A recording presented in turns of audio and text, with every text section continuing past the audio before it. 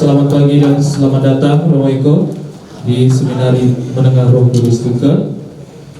Dan untuk mengawali seluruh rangkaian kegiatan rekoleksi panggilan pada hari ini, mari kita menyanyikan lagu himne Seminari Tunggal.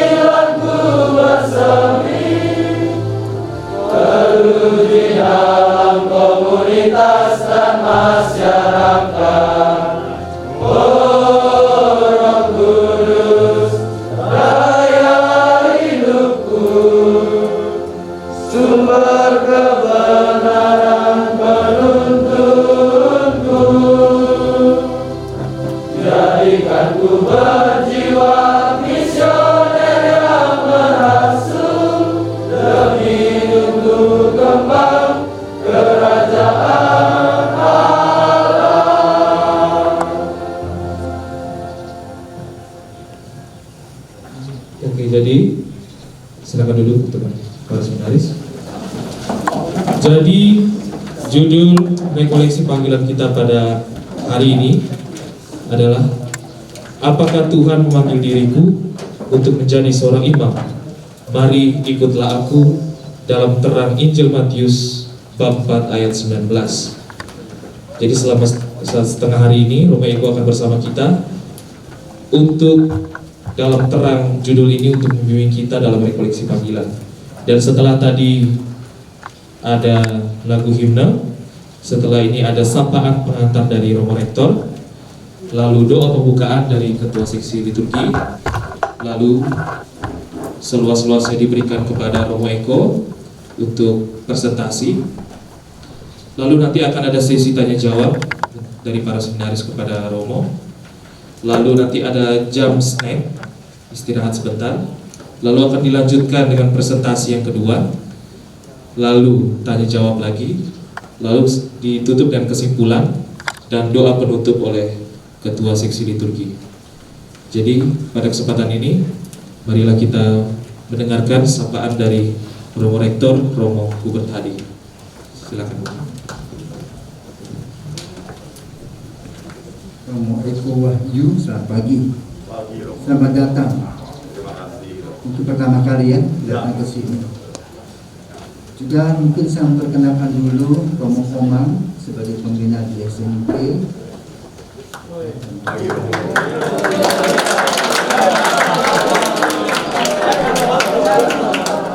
Masih ada. Lalu Frater Angel di SMP, salah satu tahunnya tadi dengan anak yang sedang dibawa. Jadi Romo Eko selamat datang di tempat ini. Dan mungkin anak-anak sudah tahu ya, dari 10 YouTuber itu salah satunya adalah Romo Eko dan juga Romo Alphonse Kolo tahun 2020 ya. Semoga pada hari ini kita boleh mendengarkan sapaan, juga nasihat, atau juga cerita-cerita pengalaman tentang panggilan. Dan semoga dengan rekoleksi yang kita mulai dengan untuk tahun 2021 ini membawa kepada kita satu semangat dalam situasi COVID. Kita tetap bersama-sama face to face di sekolah, tetapi juga menggunakan prokes, protokol kesehatan. Sekali lagi selamat memberi kepada anak-anak rekoleksi ini. Dan mungkin juga ada anak-anak yang sudah dari sini sudah beberapa masuk OSC. Mudah-mudahan juga ada yang mengikutinya. Sekian, terima kasih dan selamat menjalankan tugas kami.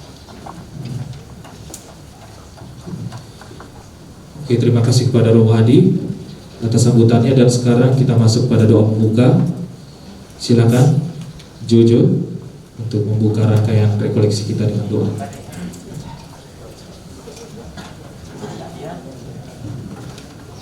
Marilah kita bersama dalam doa, dalam nama Bapa dan Putra dan Roh Kudus. Amin.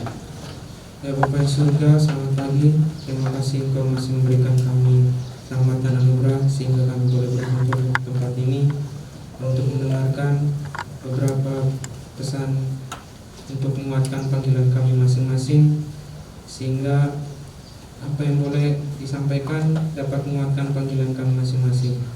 Putus Roh Kudus-Mu juga ya Tuhan, agar kami bisa mendengarkan pesan-pesan yang disampaikan dengan baik, sehingga kami dapat melaksanakannya dalam kehidupan kami sehari-hari.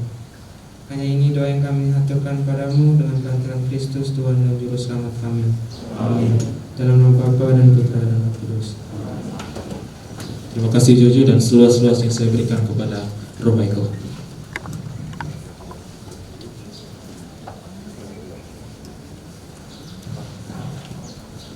Selamat pagi semuanya. Pagi. Tuhan memberkati. Terima kasih kepada yang terhormat Romo Hadi yang selalu saya kagumin atas devosinya, atas kesetiaannya, atas rahmat Tuhan. Jadi saya belajar dari Romo Hadi, orang yang pernah mengalami disentuh oleh Allah akan semakin mencintai Tuhan. Tapi orang yang tidak pernah mengalami disentuh oleh Allah makin mencintai para gadis. Setuju? Yang setuju silakan keluar.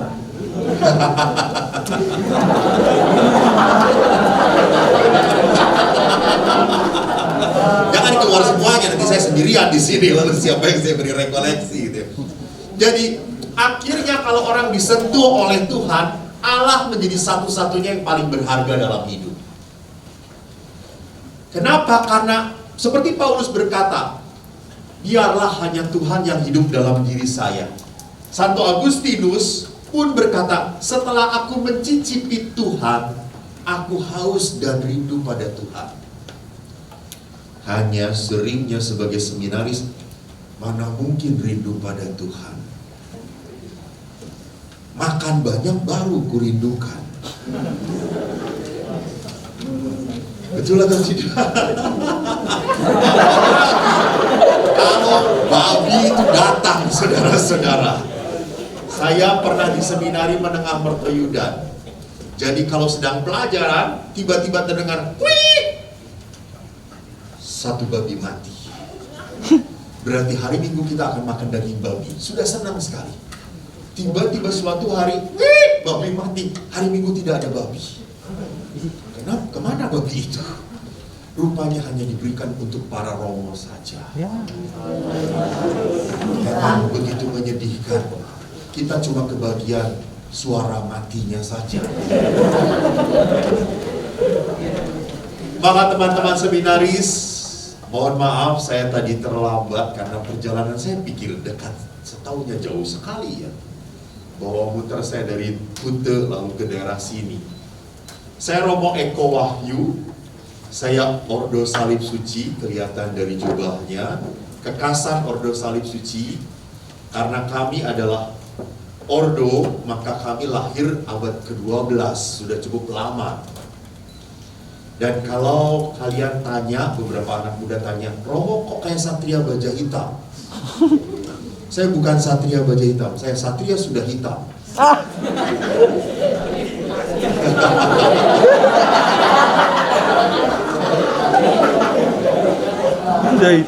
Jadi saya memakai jubah Ordo Salib Suci yang saya banggakan. Kenapa? Karena kalau ada tanya, Romo kenapa kau masuk Salib Suci?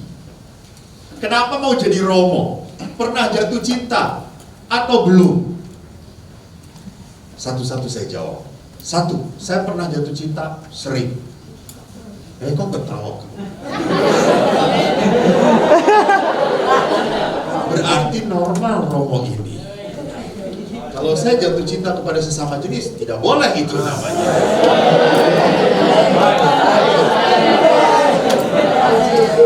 Saya jatuh cinta, tetapi saya tidak mengingini. Saya tidak mau menghendaki untuk memiliki. Jadi ini bedanya. Kita bisa saja sebagai remaja jatuh cinta, melihat, wow cantik banget. Apalagi kalau bodinya.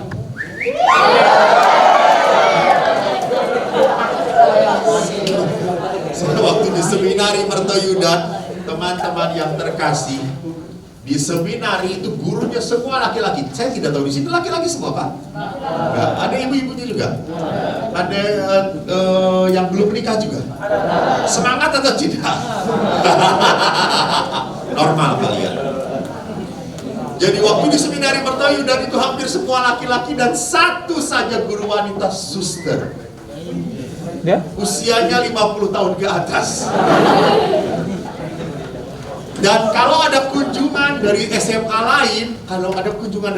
lain, kami langsung melotot semuanya pasang mata. Lihat yang cantik. Jadi lihat di sana, sebagai manusia normal, tiba-tiba ingin, boleh, silahkan. Tetapi tidak setiap keinginan harus dituruti.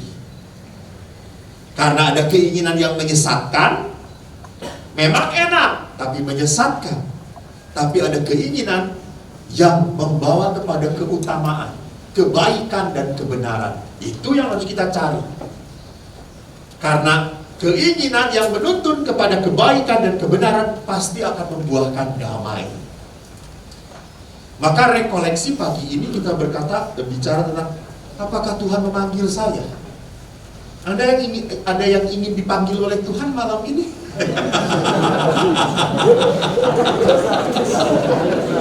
Jadi kalau Anda bersedia dipanggil oleh Tuhan, besok tinggal tulisan RIP gitu ya.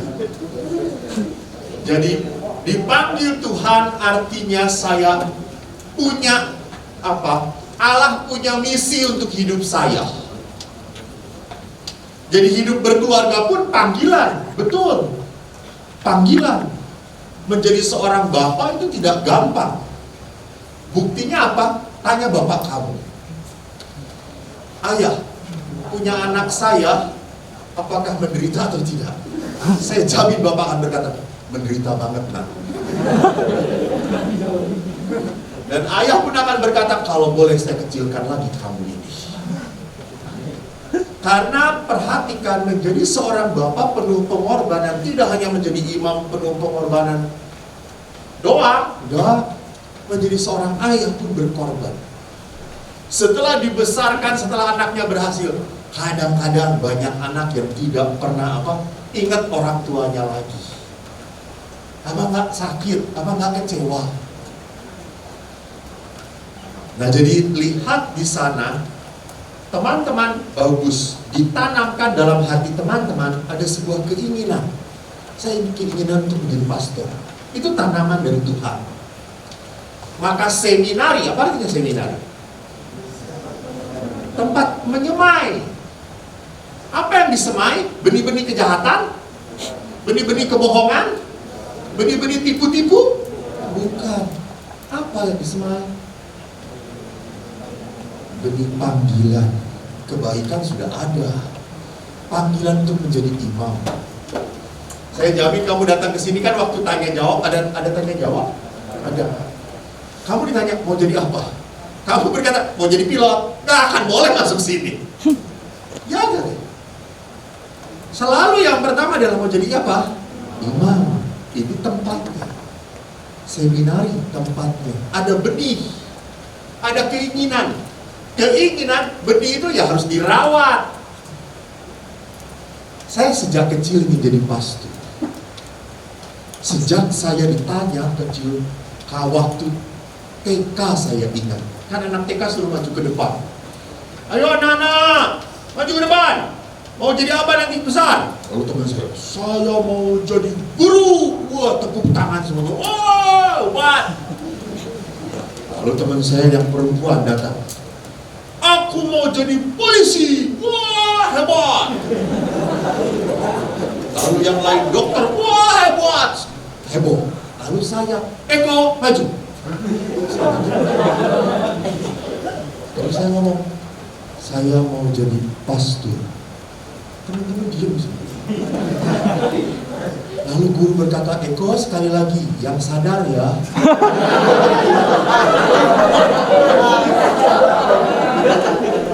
Lalu saya berkata, saya mau jadi pastor. Lalu teman-teman,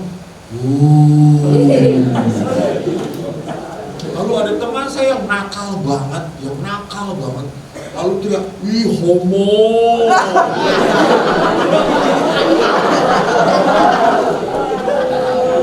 Setelah saya jadi pastor, saya cari teman saya yang teriak seperti itu. Rupanya sudah dipanggil oleh Tuhan.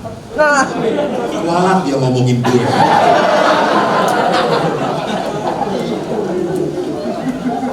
Jadi keinginan sejak kecil, lalu saya bicara kepada ayah dan ibu. Dan yang paling mendukung saya ibu. Ibu berkata, aduh bangga. Karena saya baru tahu kenapa kok bangga. Rupanya kakek sejak dulu ingin supaya anaknya menjadi romo. Kalau kamu tahu di sini namanya Muntilan. Muntilan itu sebuah kota di Jawa Tengah. Cikal bakalnya orang Katolik di sana. Nah, ibu saya dari sana. Lalu begitu saya semangat saya mau jadi pastor. Bapak kurang semangat. Kenapa? Karena saya anak pertama dari 4 bersaudara.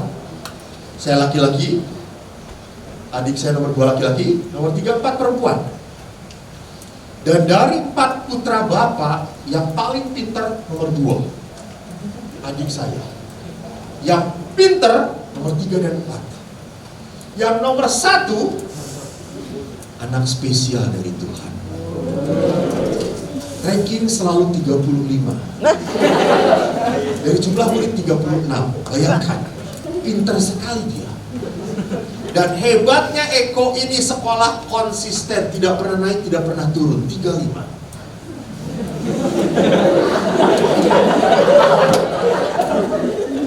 Maka ayah itu selalu berkata, waktu kamu jadi pastor, oh, bodoh mau jadi pastor. Tidak mungkin. Pastor itu harus pinter, bukunya aja tebal-tebal. Terus saya berkata, jengkel tuh lama-lama. Biarin aja nanti kok kalau udah jadi pastor, khusus. Pastor apa? Khusus untuk orang-orang bodoh. Dan rupanya Tuhan mendengarkan doa saya.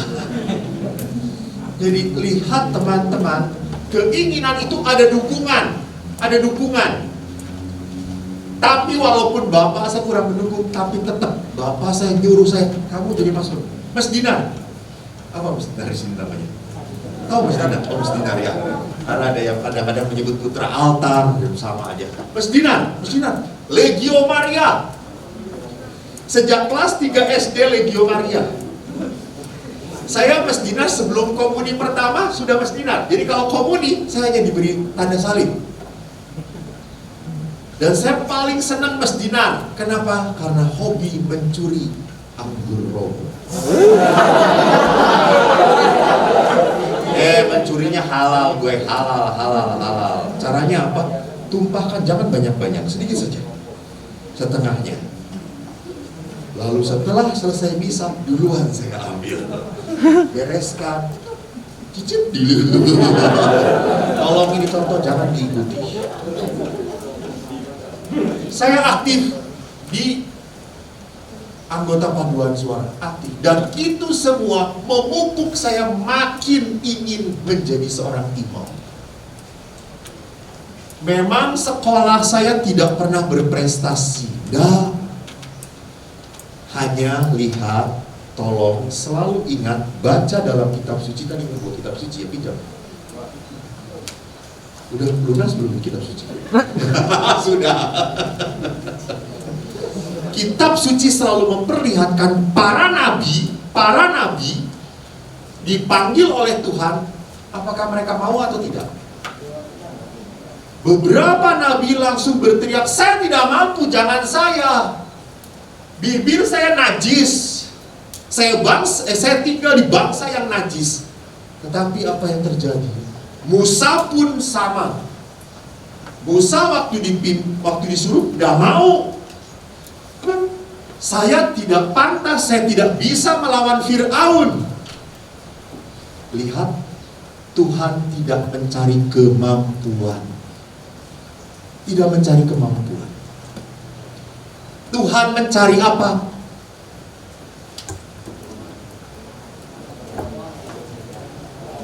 Kemauan, kesediaan.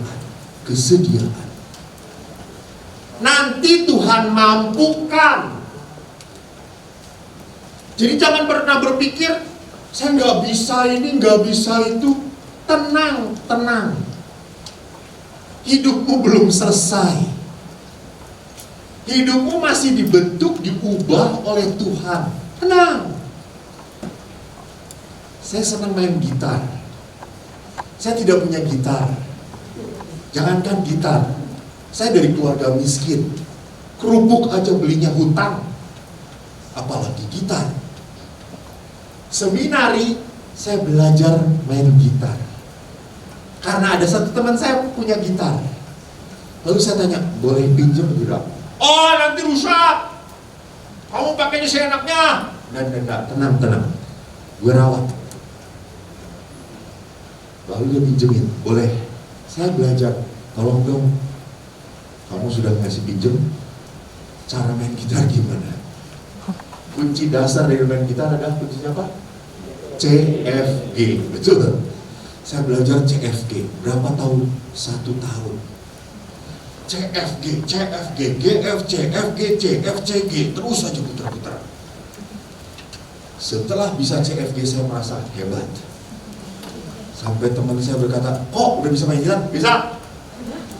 Mau nyanyi apa lo? Gue iringin. Wah, mantep kok. Ayo main, ayo. Lalu dia nyanyi CFG. Tidak, lu gak ganti-ganti, cuma CFG. Nah, yang penting main lah, masuk kata saya.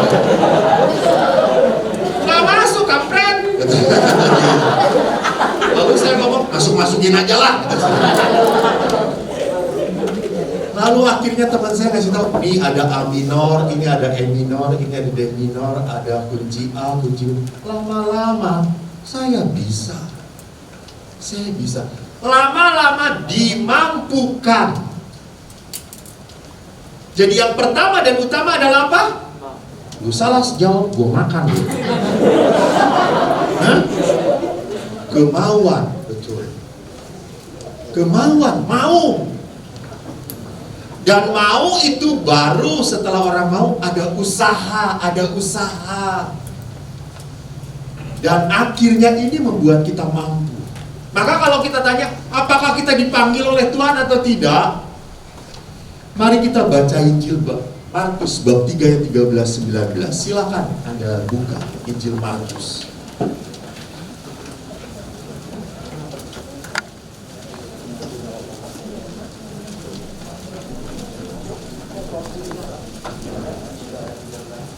Markus bab 3 ayat 13-19. Judulnya apa? Ya, Yesus memanggil 12 rasul. Siapa di sini yang paling senior? Paling senior itu berarti SMA ya? Kelas 3. Siapa kelas 3? Angkat tangan? Oh, paling belakang. Biasa kalau orang berdosa paling belakang. Tolong bacakan.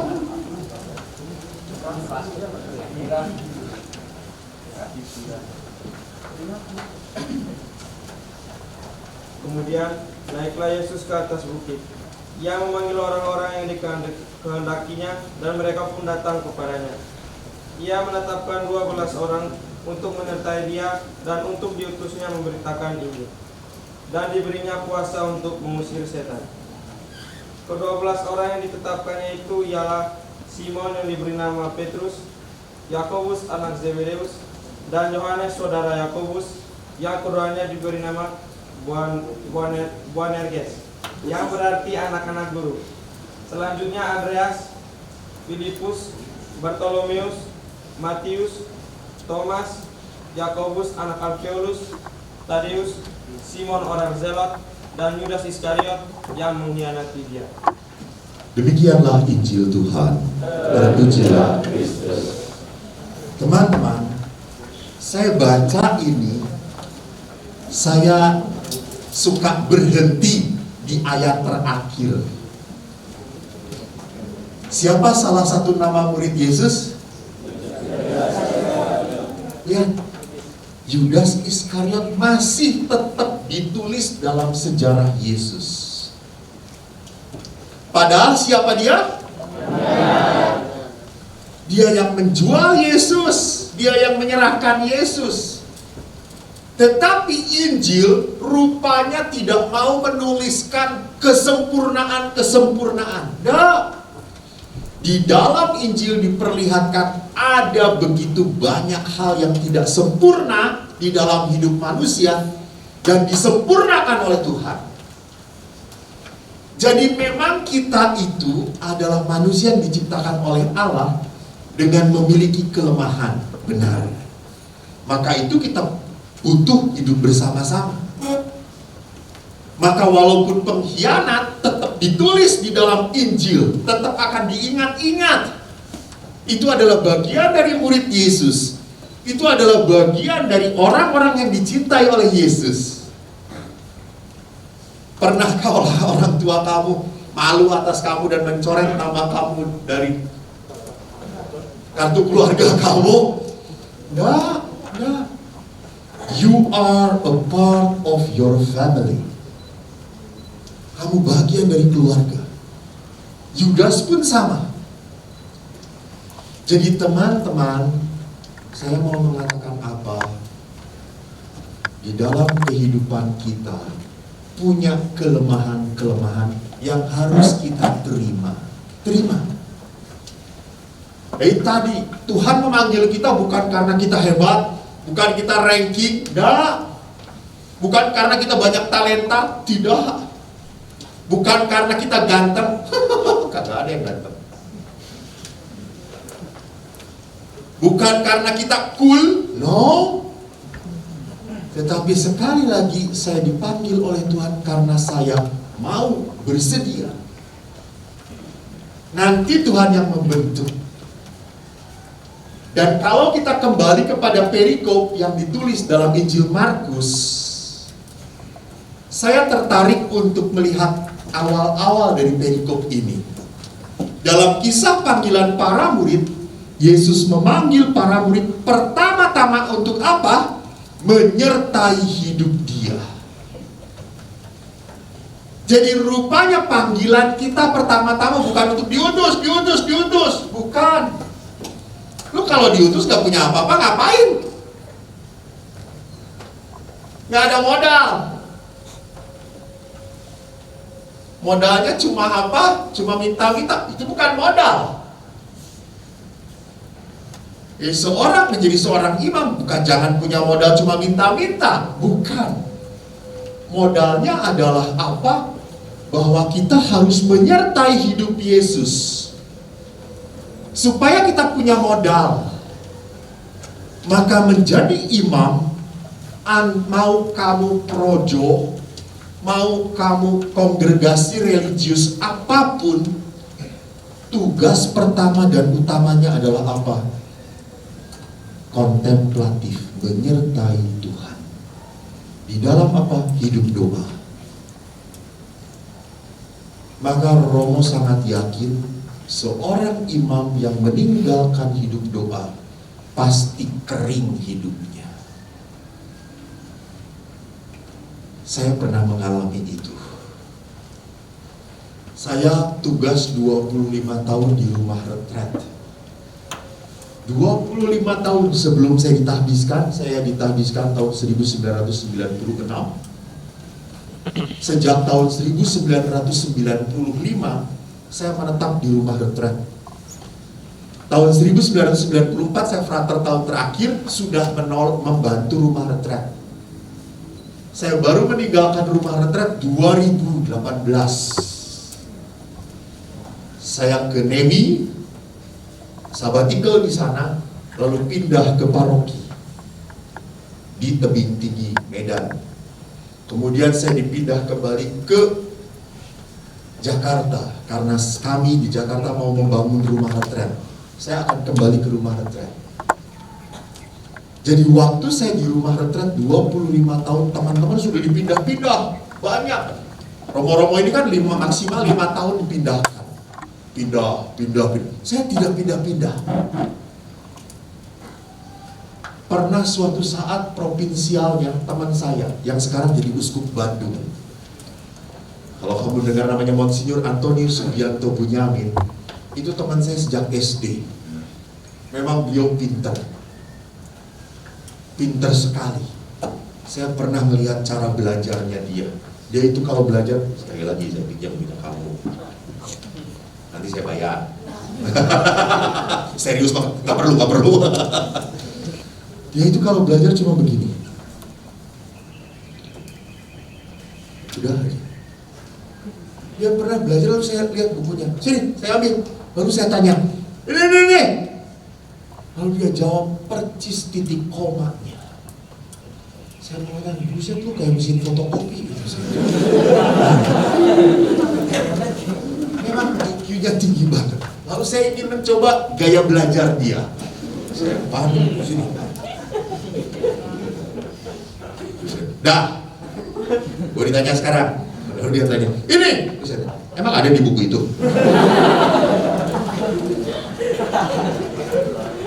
Jadi teman-teman, jangan pernah ingin menjadi seperti orang lain. Tidak bisa. Kamu punya talenta masing-masing.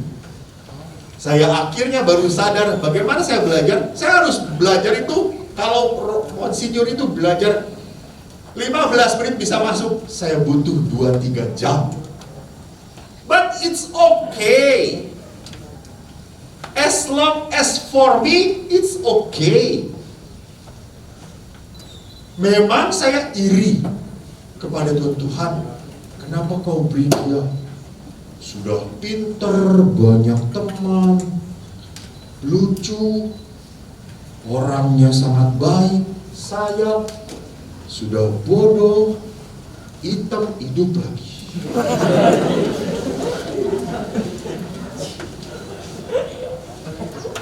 Jadi memang rasa iri, ingat iri, rasa tidak puas, it's a part of our human life. Itu adalah bagian dari kehidupan kita. Justru kita harus belajar apa? Belajar menghadapi, menerima.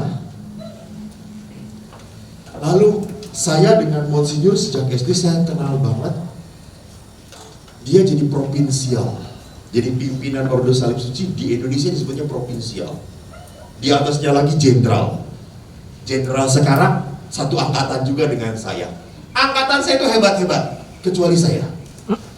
Paling hebat.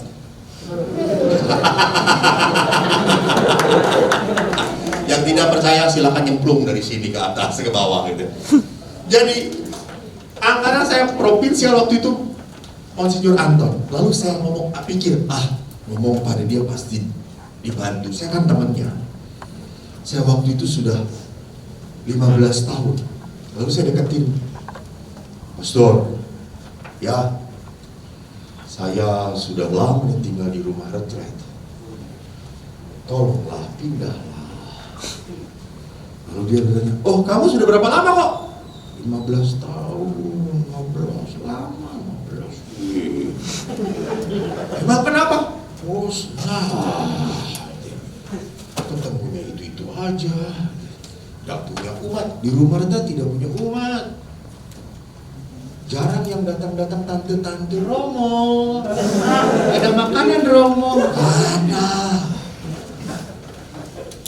Lalu akhirnya pastor itu, Monsinyur Anton itu mau, kamu mau jadi OSC ya Romo?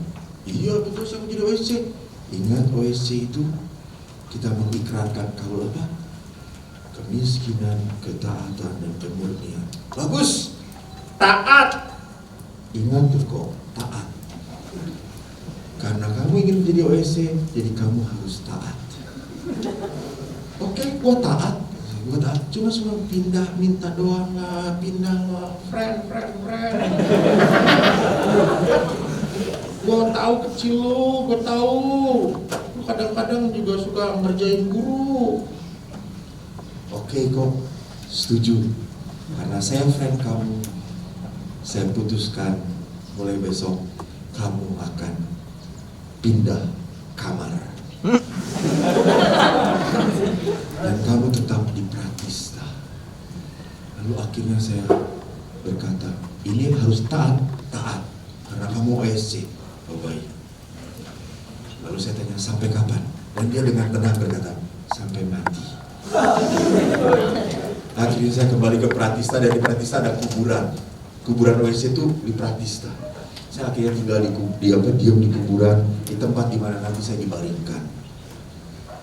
Jadi teman-teman yang terkasih, apa yang saya mau katakan, bahwa dalam sejarah kehidupan memang betul kita harus sadar bahwa tugas pertama dan utama sebagai seorang yang mau dipanggil oleh Allah bukan bekerja. No. You stay with God. Kau harus hidup kontemplatif. Kau harus hidup doa.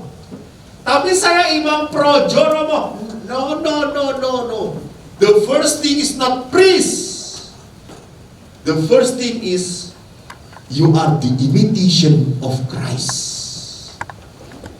Kamu adalah pengikut Yesus. Bagaimana mungkin saya bisa mengikuti Yesus? Bagaimana mungkin saya bisa mewartakan Yesus kalau saya tidak kenal dengan Yesus? Benar atau tidak? Nggak mungkin. Lu omong kosong lu. Lu nggak mewartakan Kristus lu. Lu mewartakan diri kamu sendiri. Jadi saya bisa mewartakan Kristus kalau apa? Kalau saya tinggal bersama Yesus. Baru setelah kita tinggal di dalam Yesus, kita mewartakan. Baru kita bisa memperkenalkan siapa Yesus bagi saya. Jadi saya mewartakan Yesus akhirnya menjadi sebuah pewartaan yang hidup. Kenapa? Karena saya mengalami.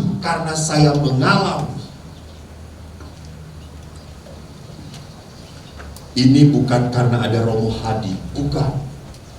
Tapi saya baru tinggal 2 hari. Beberapa ibu-ibu cerita kepada saya, Romo, kalau cerita pada Romo Hadi, selalu Romo Hadi mengatakan berdoa, percaya. Dan mereka berkata apa? Betul Romo. Setelah kami lakukan doa dan percaya, it's amazing. We got a miracle from God. Karena kenapa Romo Hadi menekankan percaya? Karena banyak orang yang berdoa tanpa percaya. Banyak orang yang berdoa kosong. Gak ada kepercayaan. Saya juga minta misalnya, Tuhan tolong saya mau jadi pastor Tuhan. Kalau bisa pastor yang hebat, yang dicintai umat, yang dapat segala-galanya dari umat.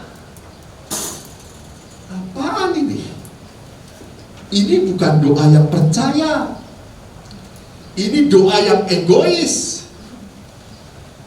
Doa yang percaya adalah doa yang tidak semata-mata melibatkan Tuhan, tetapi doa yang selalu mengunggulkan Tuhan, selalu menomorsatukan Allah. Jadi di sini lihat bahwa kita diutus untuk mewartakan setelah kita menyertai hidup kontemplatif, dan akhirnya hidup kita dirubah oleh Tuhan. Maka dikatakan di dalam Injil, kau diberi kuasa untuk mengusir setan.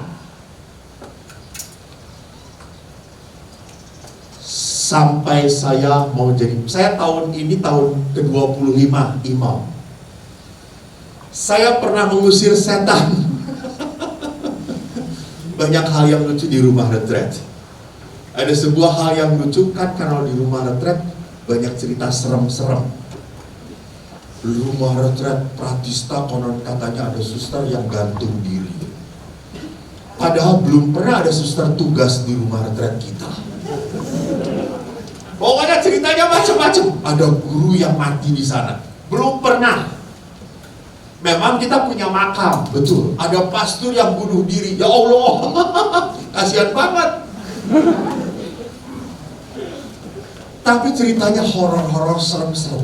Dan kadang-kadang ada anak yang kerasukan.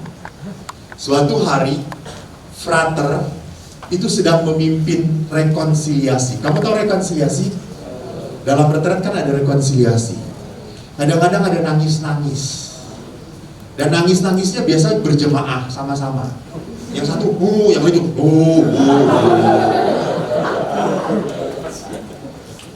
Nah, suatu saat ada satu anak yang kerasukan.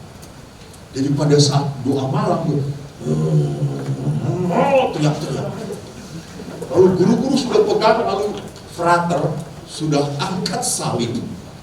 Dalam nama Yesus, pergilah kau iblis. Apa yang terjadi?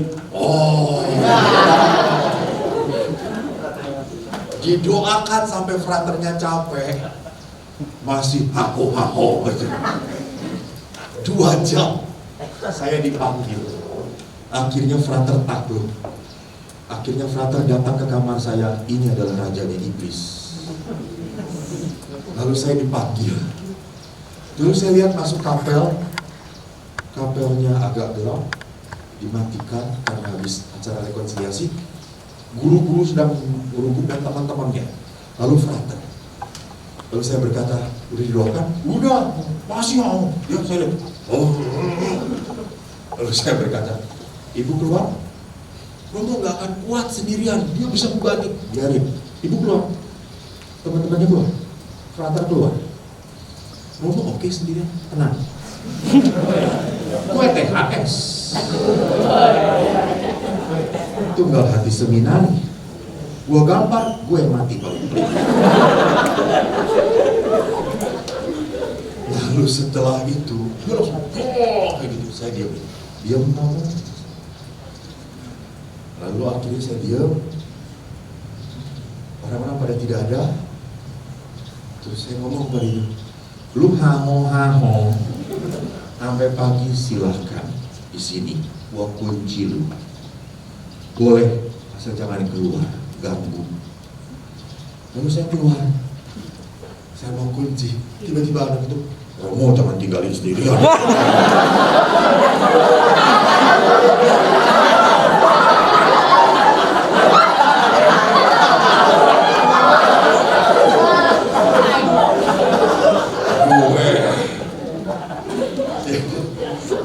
Saya sudah tahu, ini gak mungkin iblis gak kalah dengan nama Yesus. Gak mungkin. Ini anak ini kerasukan dibuat gua cari perhatian. Dia ingin diperhatikan oleh teman-temannya. Makanya haho lo. Buat tinggalin di kapel, jangan sendirian. Waktu diperhatikan dia makin menjadi-jadi. Coba tinggalin, gak ada orang-orang. Dia akhirnya berhenti. Terus saya berkata, mengusir setan. Apa? Wah, Romo ikut. Sejak itu juga hebat bisa mengusir setan. Mana gua mengusir setan, kata saya. Gua ajak setan pergi, kata saya. Jadi perhatikan apa yang saya mau katakan dengan mengusir setan itu. Teman-teman, Allah itu kalau kita sudah mau, dan memang tadi kamu mengatakan berusaha, maka Allah akan menolong kita supaya kita bisa melawan kuasa setan dalam diri kita, kelemahan kita. Jadi bukan semata-mata bahwa nanti setelah itu kamu bisa mengusir setan dan seterusnya. Nah, belum tentu. Karena itu adalah karunia. Karunia. Ini pengalaman nyata. Seorang perempuan, dia memang kerasukan. Kalau ini benar-benar kerasukan. Dia camping dengan OMK, zaman dulu Mudika, di sebuah gunung. Gunung itu memang terkenal angker. Jadi sudah banyak kali anak ini kerasukan di sana, didoakan, tidak mampu, dibawa ke gereja, ke kapel biara kami. Di tempat kami ada seorang pastor memang punya talenta untuk pengusiran roh jahat. Lalu kita para frater itu betul, saya pegang perempuan itu, begini kan saja terlempar saya. Lalu pegang lagi, kuat banget. Padahal perempuannya kecil. Lalu setelah didoakan, pastor itu berdoa, masih bertahan kuat sekali. Sampai akhirnya kita setengah jam doa nggak kuat. Lalu akhirnya pastornya udah diamkan dulu. Dia keluar. Lalu saya datangin pastor ini, pastor, ada seorang ibu, saya kenal ibu itu. Dia punya karisma mendoakan. Orangnya rendah hati. Kita panggil saja dia. Dia pun sama. Oh ya sudah kok, panggil. Saya telepon, Bu, tolong. Ada seorang perempuan yang kerasukan. Ibu tolong datang bantu. Lalu ibu bilang, kan ada Romo. Lalu akhirnya ibu itu datang. Ibu itu sama. Dia hanya berkata, oh baik. Lalu dia doakan. Hanya dalam 5 menit anak itu blok, diam, tertidur. Si ibu itu keluar. Lalu setelah selesai, si ibu itu berkata, frater, sudah selesai, saya pulang. Romo, sudah selesai. Oh ya, makasih. Ibu itu pergi. Lalu saya tanya, Romo, kalah dengan ibu itu? Bukan kok. Kenapa? Roh semacam itu tidak bisa diusir oleh laki-laki. Jadi apa yang mau saya katakan, Allah bisa memakai siapapun. Allah bisa memakai siapapun. Untuk itulah menjadi seorang imam tidak pernah boleh punya mentalitas kesombongan. Oke, pasti. Di situ penting mental kerendahan hati. Jadi sesi 1 ini saya baru 1 slide padahal 30 slide. Saya hanya mau mengatakan, lihat dalam perikop ini kita melihat apa? Bahwa tugas pertama dan utama sebagai seorang calon imam adalah apa?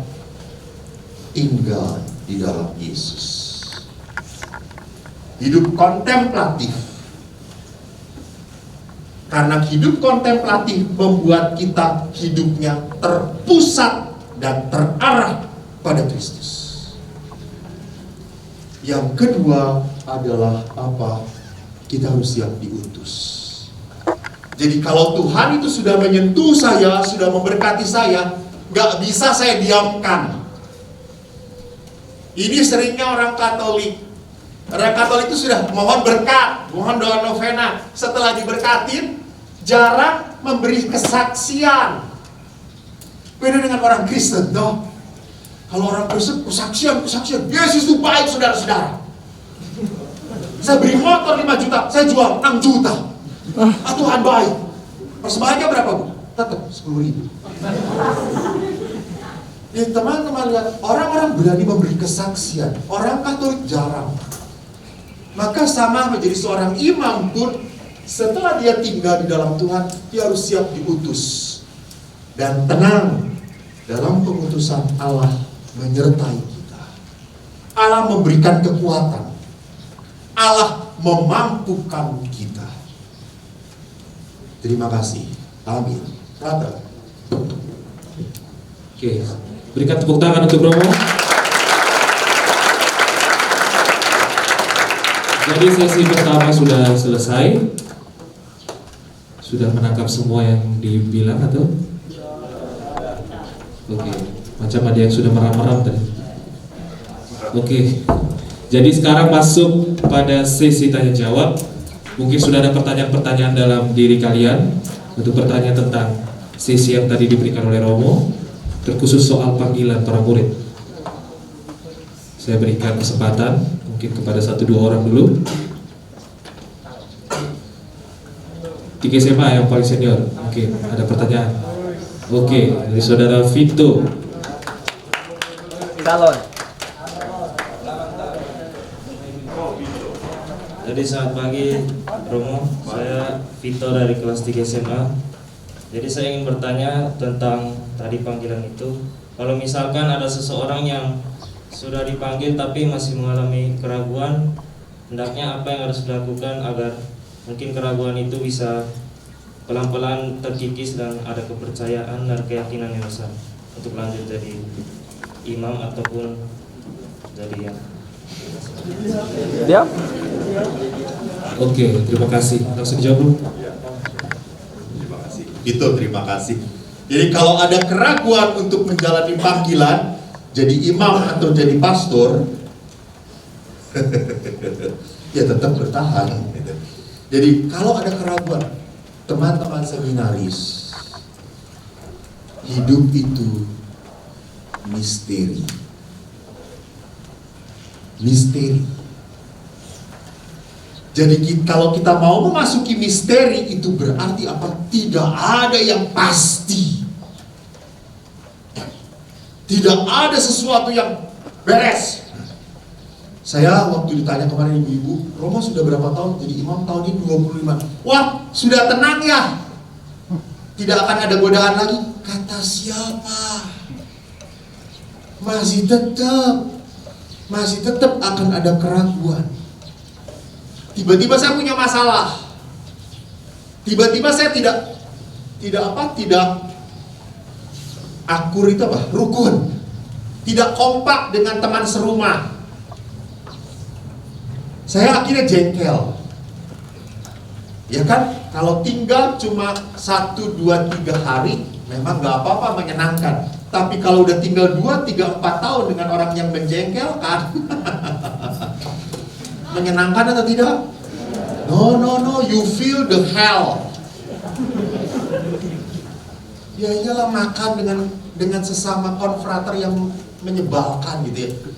Walaupun makannya steak, daging yang seenak apapun, nasi Bali yang seenak apapun, tapi yang di depannya orang yang menyebalkan, jadi gak enak. Gak ngobrol, diam, cuma makan kayak gitu. No, gak menarik. Di situ pengalaman ini pasti akan membuat terkikis, mengikis saya. Ngapain jadi pastor? Penuh kepalsuan. Ngapain jadi pastor hidup dengan seperti ini?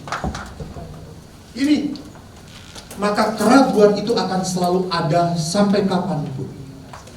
Hanya kalau kamu hidup di dalam keraguan terus, akhirnya kita tidak berani. Apa? Kalau orang ragu-ragu tidak berani apa? Melangkah, tidak berani memilih. Dan orang tidak berani memilih, tidak berani melangkah. Karena apa? Karena tidak mau menanggung resiko. Dan akhirnya kalau orang tidak berani melangkah, tidak berani menanggung resiko, dia pun harus menanggung resiko, diam saja dalam keraguan. Akhirnya kalau orang dalam keraguan terus, bukan hanya dia yang bingung, orang-orang lain pun akan bingung. Maka pentingnya apa? 1, tetap mohon Roh Kudus. Menarik, di Mars kalian tadi dikatakan karya Roh Kudus. Hanya Roh yang memimpin kamu kepada kebaikan dan kebenaran. Doa Tuhan, saya dalam keraguan. Tunjukkan. Vito, saya pernah pula waktu saya berpikir saya mau jadi pastor atau mau hidup berkeluarga, karena saya sedang jatuh cinta. Perempuannya cantik banget. Sampai sekarang saya masih berkomunikasi. Dia sudah punya suami dan anak. Saya tidak pernah menggoda. Komunikasi saja hanya dia, saya butuh doa, saya doakan. Tidak pernah ngobrol apapun. Dia yang pertama mengungkapkan sayang pada saya. Dan enggak. Dia yang nembak gue duluan. Saya bimbang. Saya akhirnya apa? Saya berdoa, Tuhan, ada dua jalan nih, dua jalan. Imamat, menikah. Saya bayangkan, saya menjadi seorang suami. Hidup dengan dia, punya anak, kayak cebol-cebol semuanya. Saya yakin kalau saya punya istri, anak saya 10 atau 12, saya jadikan tim sepak bola. Saya bahagia, saya senang. Hanya ini. Lalu saya membayangkan menjadi pastor. Lalu saya menimbang, Tuhan, tunjukkan. Kemudian saya berpikir, saya sejak kecil ingin menjadi pastor. Keinginan saya. Bukan keinginan mama saya, bukan keinginan ayah saya, bukan. Keinginan saya.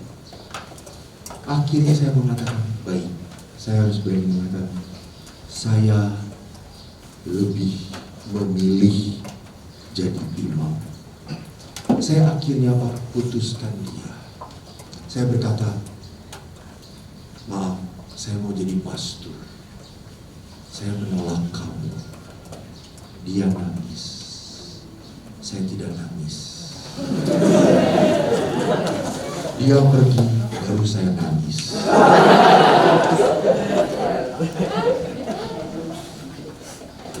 Dan akhirnya pilihan itu, keputusan itu tidak pernah saya sesali.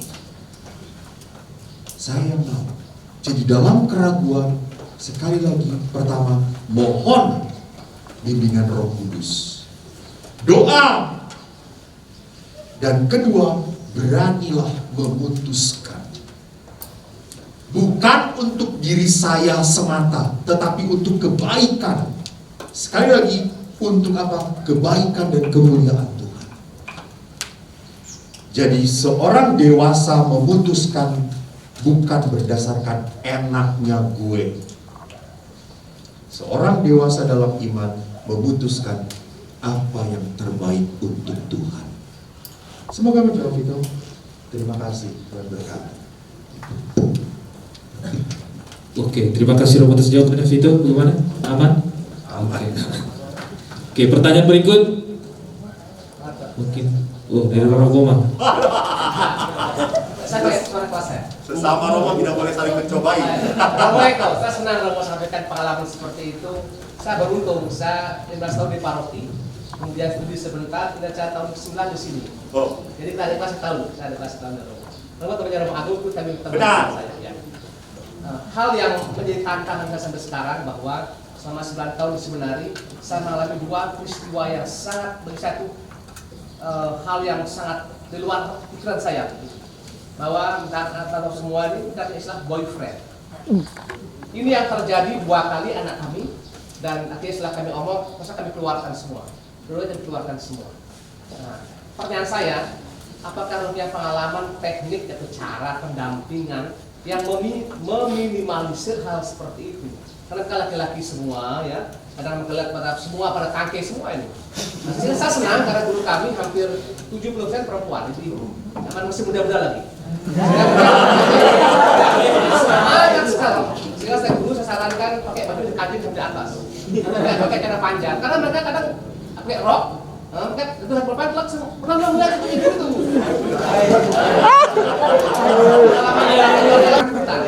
Sehingga saya omong mereka kadang kalau berkata-kata mereka merangkul, kadang itu tak lagi perempuan laki. sebenarnya laki-laki di baku tusuk itu bagaimana? Pengalaman untuk meminimalisir hal seperti itu, istilah boyfriend itu tadi. Terima kasih. Terima kasih Romo. Jadi teman-teman, saya di seminari Mertoyudan, saya ingat satu hal yang tidak pernah boleh kita lakukan adalah apa? Kita tidak pernah boleh di depan umum tidak memakai baju, cuma celana. Enggak. Kita di seminari tetap harus tertutup. Keluar kamar mandi, kami harus rapi. Dan itu dididik sejak kami kelas 0. Kalau ketahuan oleh frater bahwa kita cuma pakai anduk, panggil. Gak bener kamu. Tapi laki-laki semua pastor tidak ada. Karena ini menjerumuskan apa? Pikiran. Pikiran kita jadi tidak baik. Dan itu sampai sekarang pun saya tidak pernah berani keluar karena hanya memakai celana pendek. Nah, kecuali berenang, ya berenang beda. Purpose-nya, tujuannya. Tapi sebagai dalam hidup bersama, saya menjaga itu yang pertama. Bahwa saya tidak pernah boleh mengangkat-ngangkat di dalam hidup manusia itu ada sebuah keinginan liar. Jangan pernah mengangkat-ngangkat keinginan liar itu. Teman-teman, kalau ditanya pastor pernah nonton film porno? Pernah. Menarik, sangat. Tapi jangan pernah lupa, kalau kamu nonton film porno terus-menerus, apa yang akan terjadi? Itu akan memicu rangsangan yang terus-menerus dan akhirnya kamu stres, masturbasi. Tertekan sedikit, masturbasi. Bayangin, membayangkan. Itu memicu pikiran liar. Jadi ini yang harus kita hindari, kurangi, supaya tidak terpicu. Dan yang kedua, benar sekali tadi Romo Komang pun berkata, kamu tidak pernah boleh menyentuh. Walaupun teman, no. Karena tanpa sadar, bisa jadi saya oke, saya nggak apa-apa, tapi jangan-jangan dia memanfaatkan. Kan kita tidak pernah tahu teman maksudnya apa, betul atau tidak? Bagi saya ini persahabatan, tapi bagi dia pleasure, kesenangan. Nangkep? Ya, nggak boleh. Saya biasanya ini kan sebagai rasa kedekatan. No, bukan seperti itu. Tidak. Kita tahu sebagai sesama yang dipanggil untuk menjadi calon imam, tidak pernah boleh mencari kenikmatan di dalam sentuhan-sentuhan. Karena Romo pun sama, kalau ada pengakuan dosa, kadang-kadang ada ibu-ibu, tante-tante, Romo saya ingin dipeluk. No. Kenapa Romo? Ibu tenang, saya nggak tenang. Iya toh? Jujurlah. Ibu setelah dipeluk nyaman, saya ketagihan. Kita harus sadar kelemahan kita. Maka tadi, betul, saya sendiri yang harus seperti itu. Saya mungkin tidak apa-apa, tapi jangan-jangan teman saya ada sesuatu edik, ketagihan. Dan akhirnya merawat sesuatu hal yang tadi, akhirnya penyimpangan. Maka teman-teman, siapa yang bisa menjaga? Bukan aturan seminar. Aturan bisa kita mainkan diam-diam. Tetapi yang menjaga adalah apa? Satu, kalau kau betul-betul menomorsatukan panggilan menjadi imam dalam hidup kamu, itu harus tetap nomor satu dalam hidup kamu. Romo, semoga menjawab. Terima kasih Romo. Oke, terima kasih. Kira ada pertanyaan lain? Pertanyaan ketiga sebelum menutup sesi tanya jawab. Kelas 2 SMA, 1 SMA, KBB, SMP, Frater Tony. Silakan. Dari situ.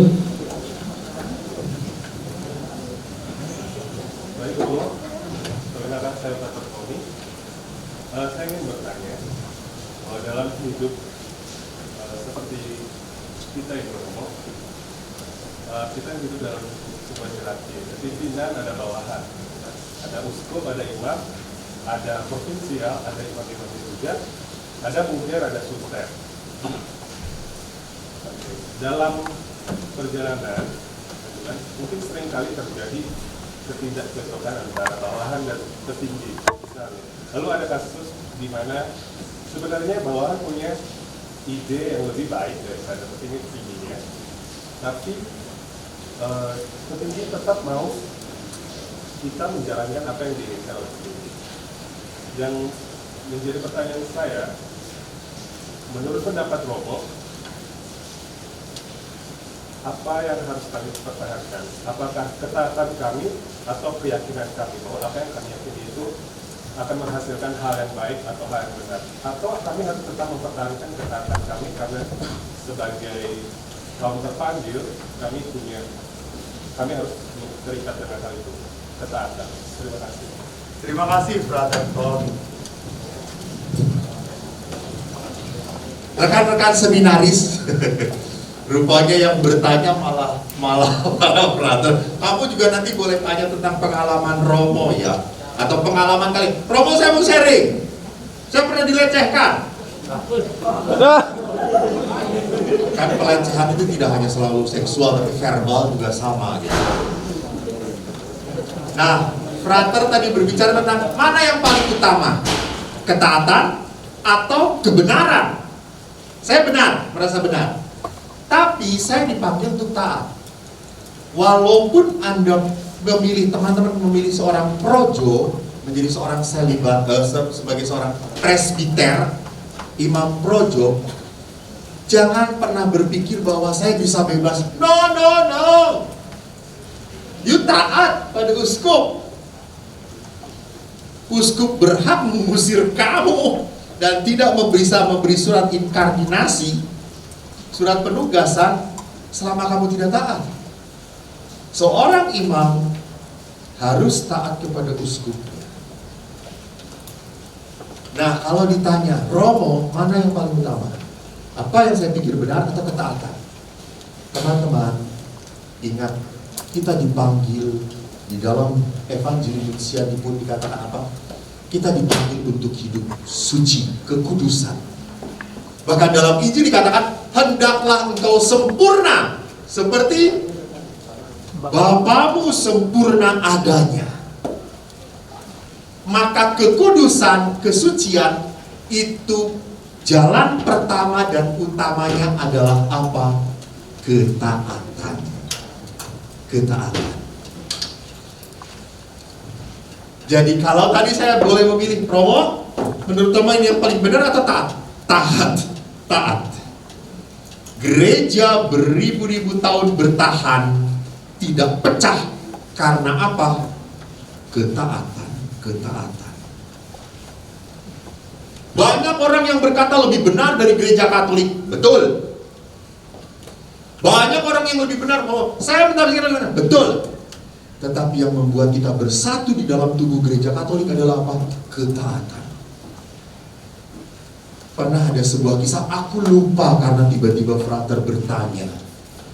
Seorang kudus, dia datang ke Bapak Pengakuan. Lalu Bapak Pengakuannya memberikan penitensi, kamu rosario saja sekali. Lalu dia pulang dari kamar pengakuan, tidak puas. Karena dia merasa penitensinya terlalu enteng. Orang kudus. Lalu dia berkata, saya akan puasa. Lalu dia ngomong ke bapak rohaninya. Jadi dia punya bapak pengakuan dan bapak rohani berbeda. Dia ngomong ke bapak rohaninya. Lalu apa yang dikatakan oleh bapak rohani kepada orang kudus itu? Kamu sombong. Seorang yang mencapai kekudusan harus rendah hati. Dan kerendahan hati itu ditunjukkan di dalam apa? Sebuah ketaatan. Semoga menjawab Frater tadi. Terima kasih banyak atas pertanyaan. Tepuk tangan untuk para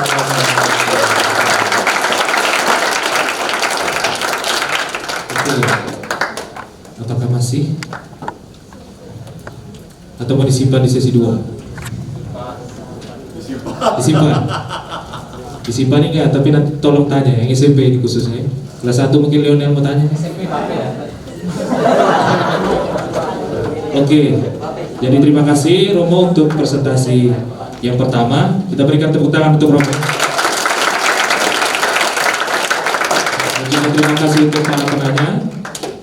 Dan sekarang kita masuk pada bagian yang paling menyenangkan, itu snack.